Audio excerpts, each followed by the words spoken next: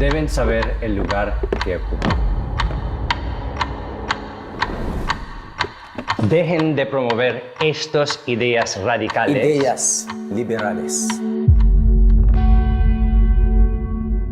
Ang pinaglalaban natin dito ay ang pagkakapantay-pantay. To the memory of the priests Don Mariano Gomez, 85, Don Jose Burgos, 30, and Don Jacinto Zamora, 35, who were executed on the scaffold at Bagumbayan on the 28th of February, 1872. May pagbabagong paparating. Ngunit ano ang magiging kapalit? Ang mismong ugat ng ating pagkatao ay binubunot. Hinahamon ang ating pagkakakilanlan at ang mga prinsipyo na ating paninindigan. La Iglesia les hemos enseñado a creer. Les enseñan a los indios a creer que son más de...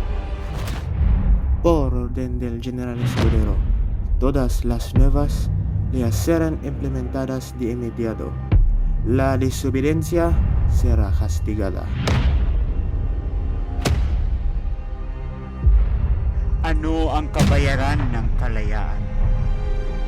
Ito ba ang kahihiyan ng ating lahi? Ang ating dangal na hinubaran sa liwanag ng araw?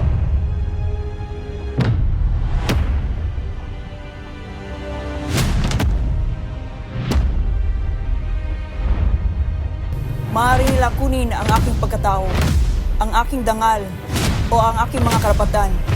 Ngunit hindi ko hayaan ang mga hamak na tirano na patuloy umangkin sa ating bayan.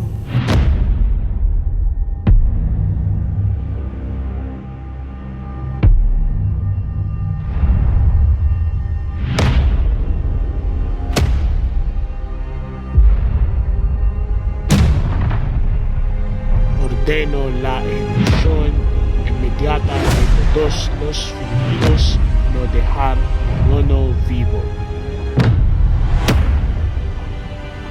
But this day who brought upon you this needless massacre, any of you who dare to walk the same path as these wretched priests shall meet the same fate.